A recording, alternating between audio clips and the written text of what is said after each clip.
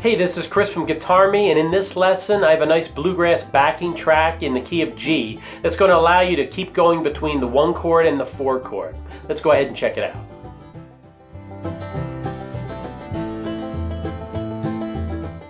So I'm going to keep this brief, and I'm just going to explain how I would go about using the backing track and how I set it up. So you're going to hear backing track in the key of G. It's 80 beats per minute, and basically you're going to see the entire neck. On the top chart, on the top you're going to see G major pentatonic.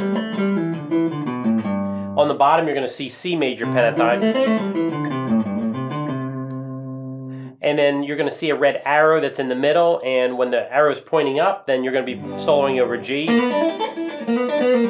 G major pentatonic, and then when it goes to C, then you're going to switch to C. So you're going to be constantly going back and forth between G and C. That's going to allow you to see the differences between. What you'll notice is that there's only one note difference. For G major pentatonic, you have these notes. You have G, A, B, D. Or 1, 2, 3, 5, and then you have 6 up here. So when you switch to C, there's only one note difference. The only difference is whether you're playing a C or a B. The C and the G major pentatonic are extremely, they're almost the same thing except for one note difference. So in the first half of the backing track, you're going to see the G major pentatonic and C major pentatonic up and down the neck. So I wouldn't just practice here, I'd practice all over the neck, just going back and forth, and I would kind of hyper focus on little sections, like here's G, then when you switch to C, I would pick like maybe 4 notes at a time and just keep working those over and over.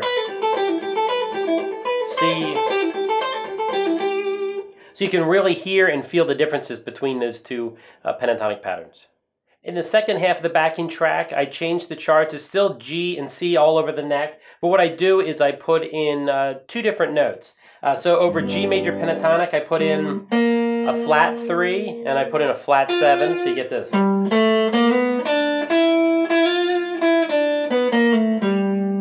I call them spicy notes. That's why I made them in red, because it's the flat 3 from minor and the flat 7 from minor, and if you add those in,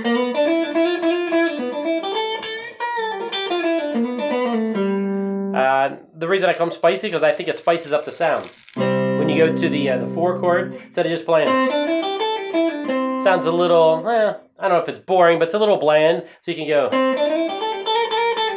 by going 1, 2, flat 3, 3. Was this 5, 6, flat 7?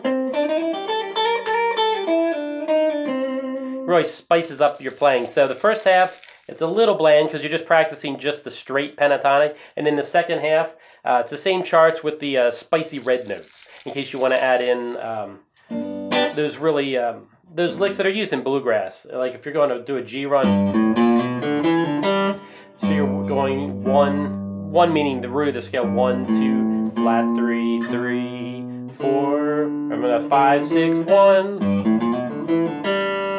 And then when you switch to C.